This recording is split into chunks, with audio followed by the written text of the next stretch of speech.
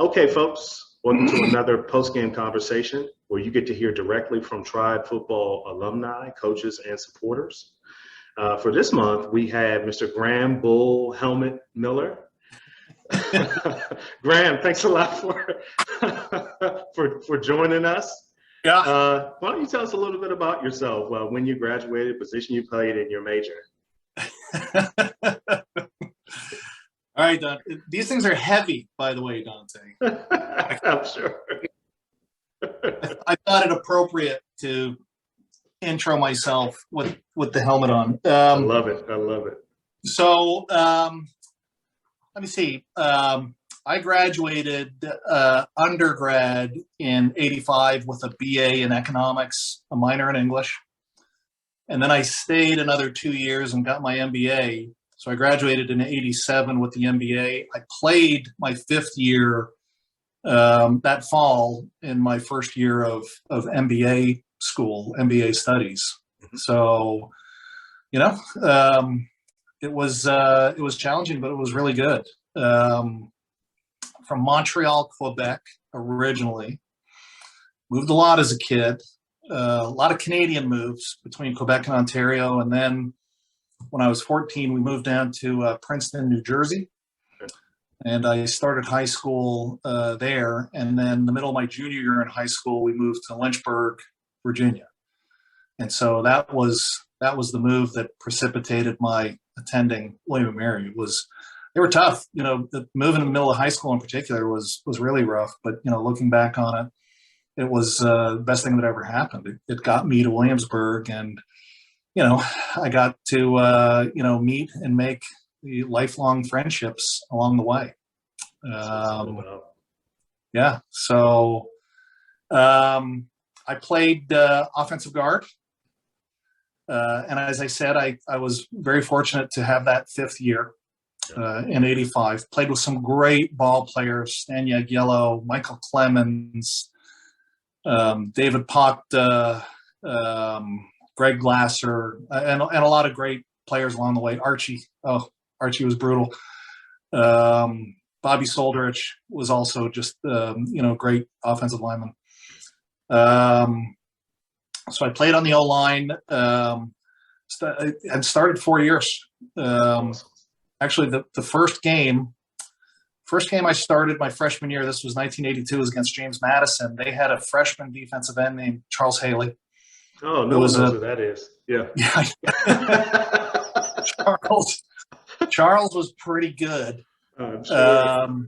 He, although I got to say, we used to kick James Madison's ass, Dante. I mean, with or without Charles Haley, we were beating them, which is just a great memory, and it's just a sore spot today, right? I hate when we lose to Madison and these teams. But we also played against some other pretty good ball players. Bruce Smith was at Virginia Tech at the time. Yep. He was scary. Like, you don't sleep the night before the game kind of.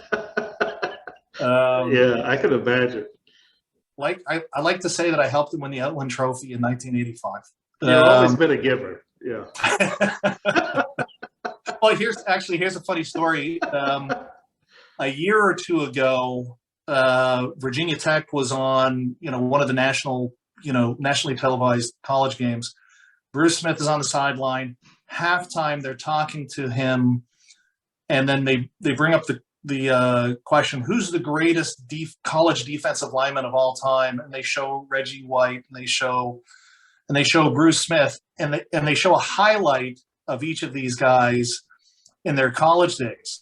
So the highlight for Bruce Smith, this is 36 years later. Okay. Highlight for Bruce Smith is running over my ass to get to Dave Murphy to sack him. And I got texts from all over with little snippets of the TV, people using their DVR, spinning it back. I got one from Carl Wernicke. Actually, I got one from Murph too, and they're laughing. Boom! You got your turnstile for Bruce Smith. So that was it was pretty funny. And actually, it's a good point, right? Because I've stayed in touch with so many of the guys over the years and the internet, and I've got a text string with 13 or 14 guys, and we're sending texts every day. So the friendships run deep. It's been great. The William & Mary experience still has lasted for me over the years. That is awesome. Graeme, tell us a little bit about, you had a great career sans the Bruce Smith game, and you graduated. Talk a little bit about what you've been doing, from the time you graduated till now.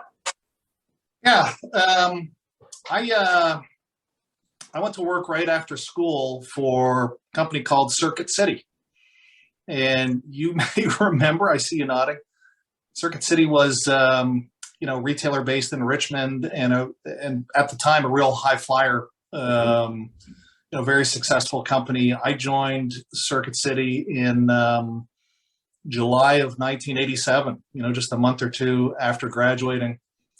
Had a 6-year run with Circuit City, and I was recruited or pulled to go to a smaller retail in Charleston, South Carolina, called People's Computers. Okay. I went there with a couple of other guys from Circuit City. Actually, this would have been in 1993-ish timeframe, really at the beginning of the rise of computers and home computing in the consumer electronics industry. There was promise of getting in on the ground floor of a company that had a lot of growth potential, and long story short, it never happened. Now the great thing is that my wife and I, Michelle, we'd been married for a couple of years at the time. She's from Columbia, South Carolina. She went to the College of Charleston, so we're always debating who went to the College of, right? Yeah. And I'm like, ours was first. So College of Charleston, I'm sorry. Not much debate. But living in Charleston for a couple of years was wonderful. Prettiest city in America, I swear, Dante. It's just a wonderful place. The People's Computers experience, never came through to promise like we had hoped. But it did enable me to make a career move, which is the one that brought us to Texas. And I joined a company at the time called Computer City, which was a division within the Tandy Corporation out of Fort Worth, Texas. Tandy being synonymous with Radio Shack. So we moved out to Fort Worth, 94, 95. Okay. And we've been in Texas ever since. So yeah, honestly, as a kid who grew up in Montreal, to be here in Houston is still, after all these years, makes it just, I feel blessed. Yeah. I'm grateful. And yet at the same time, it's like, how the heck did I get here? Yeah. So, but the move with Computer City was great, because it put me with a Fortune 500 company. And I got a lot of exposure to, well, first of all, it was another step in what was becoming a tremendous, J-curve type of growth in the development of the consumer electronics industry and the role of, frankly, home computing, home printing in our everyday lives. It was super cool to be in the computer business, back in the mid to late 90s. So I was with Computer City for a few years, and one of our vendors who called on us was Compaq Computer. Compaq was based just a few miles down the road here in Spring, Texas. Okay. And I joined Compaq in November of 1997. Compaq was bought by HP in May of 2002. But I spent the next 23 years with HP, Compact / HP, and had a wonderful career. My kids, for all intents and purposes, have grown up right here in Spring, Texas. I've laughed because HP being a California company, we've got I have a lot of friends out in the Bay Area, Okay. just the South Bay, and it's beautiful there. There's no question about it. But there's a cost of entry. California's not cheap. The California people scoff at the idea, or I should say scoffed at the idea of living in Texas. And yeah, it's hot and humid and it's long summers, but our quality of life here has been really good. The schools my kids went to have been good, and That's great. there's a wonderful quality of life here in Texas in general that we've identified with. And as we talked about before, kind of getting into this conversation, I've embraced the culture and the lifestyle. And yes, You have. I like the barbecued meats, and Near and dear to my heart. Yes. It's the culture of football here is outstanding. And I love following the local high schools, and we still have friends with little kids. Man, I'll go see the Pee-wees play. I just love watching football. So that part of it has been nice, and it's just been a really great place for us to live. So we've been here going on 26, 27 years, if I did my math right there, Dante. Hard to believe this Canadian boy has lived out in Texas over 20 years. Yeah. Yeah, it's been good though. That's great. Now, I know now you're doing a lot of real estate. And so can you talk about, the fact that you're doing, talk about your real estate career as well as what you're doing for the college? Yeah, indeed. So, back to kind of the career arc, I transitioned into real estate in August of 2020. I was fortunate at that juncture to be able to make a personal decision, and left HP. I retired from HP. I don't like the word retire because it seems to imply that you're sitting back drinking mimosas in the morning or something like that. You mean you're not? No. Not at all. Not at all. Or at least for my perception, that's what it is. But my wife created a really robust career for herself in real estate. And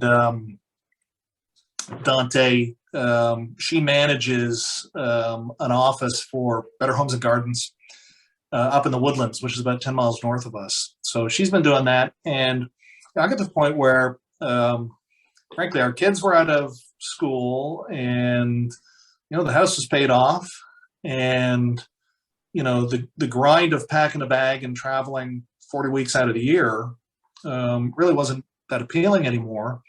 And so I was able to make the decision to step away from that and frankly go work for my wife. I technically, the wives are the bosses normally to begin with, but in actuality, she's the manager. I'm carrying a bag for my wife now. Hey, and it pays the bills. It does pay the bills, and it's been going really well since then. So the transition has been nice, and it's something that I can continue to do over an extended period. We're entrenched here, Dante. As I said beforehand, we moved into a new house not too far away from where we lived before back in December. So, I mean, we didn't want to leave the area. We still shop at the same grocery stores, see the same doctors, but we downsized a good bit, and we're settled in. And the girls, I have two daughters. One's in New York City. The other one is actually here in Houston. She lives downtown, but doing really well. thank goodness. And, we get to enjoy, this latter stage, or the beginning of the latter stages of our lives. And we'll be here. It'll be here. That's great. That's great.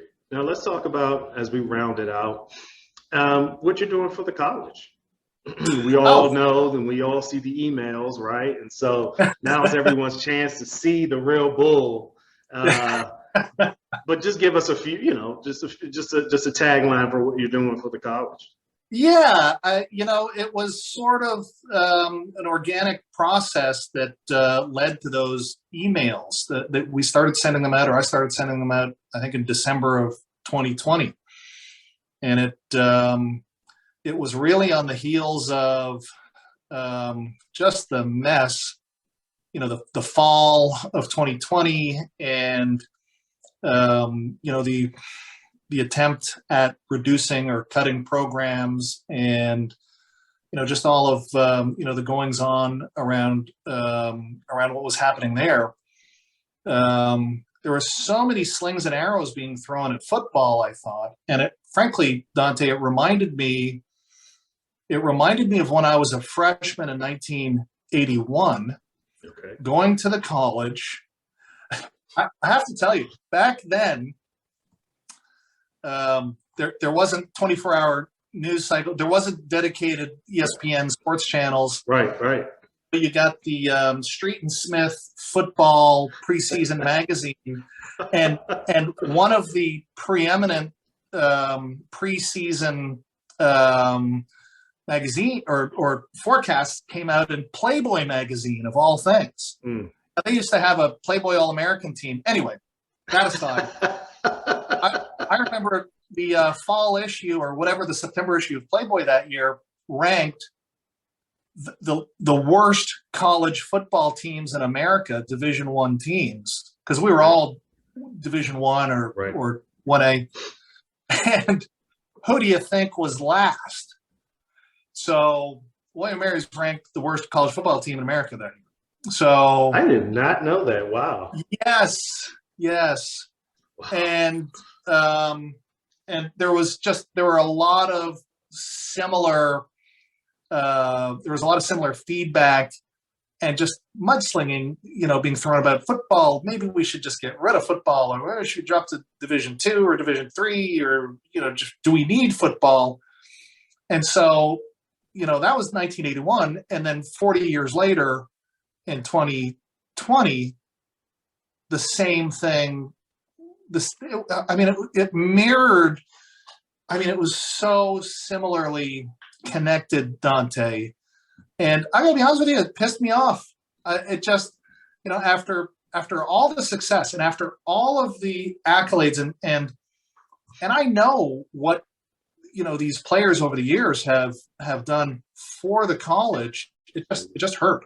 So we were on a call with Coach London, and I love Coach London because he's, for a lot of reasons, but he's an animated guy, and he gets fired up, and I get fired up. It doesn't take much.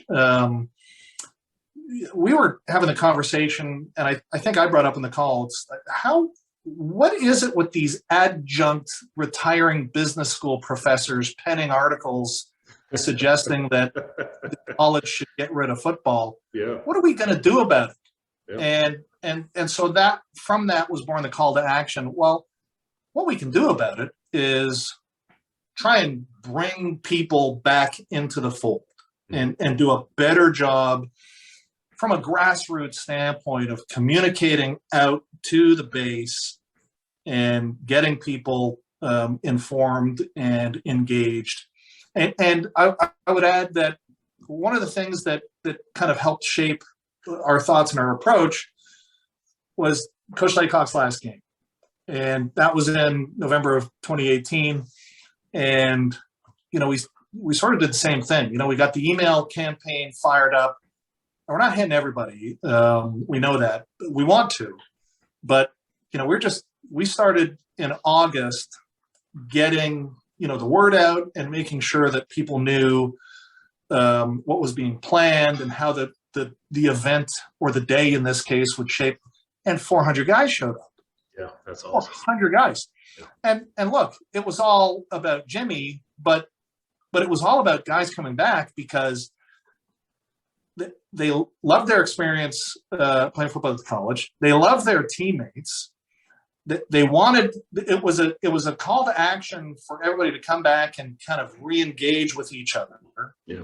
and to just take that step with your fellow brothers who honestly you love and you miss. There's a really deep-seated brotherhood that I think we have, and I guess other schools have it too. But I think there's a really huge opportunity for us to develop that and to nurture that and to grow it into something meaningful and hopefully something valuable that brings everybody together. So that was the driving force behind the email campaign. And it was and by the way, we had to raise a lot of money. And so Don't forget, it was, an opportunity to communicate out very clearly. And we had these conversations too, with at the time Anthony Henderson and some other folks in the athletic department. It's like, don't BS. They're going to know, if you tell the truth, here's where we are. Here's what we need to raise. This is what we need your help with. And, from just a very earnest and honest standpoint, get the message out. And sure enough, guys stepped up. And I mean, it's not all about fundraising. Don't get me wrong, but we blew past the goal last year, and we're blowing past the goal this year again. Yeah. And it's we've got some people stepping up and making major donations, absolutely. But it doesn't have to be a major donation. It's just hey farm. It's 100 each year for Rising Letterman. Can you do the 100? Let's get the communication going, and frankly, in combination with what you're doing, with things like this and the expanded alumni outreach, we shouldn't have the 10 cup guys. Yep. The funds, the money should follow, because we're doing a better job communicating, driving engagement. Once again, Coach London and the whole staff has been wonderful. Absolutely. Coach London is there. If you need him, he's there, right? He'll call anybody, reach out to anybody. He'll do anything. Absolutely. He gets it. He's on board. His leadership is, providing a guiding principle with the rest of the staff and the rest of the athletic department. So it's been really, really a lot of fun and really cool this last year and a half or so to see that come together. I agree. Yeah, I know everybody's all ginned up, and we're getting more folks into the fold, and that's really what it's all about. And so, Graeme, I just really appreciate your time and your perspective and all that you are doing and have done. Anything you want to leave us with? No, go Tribe. Love all you guys, and look forward to seeing everybody, or as many people as I can, again this coming fall. Awesome. Thanks a lot, Graeme. All righty. Thanks, Dante.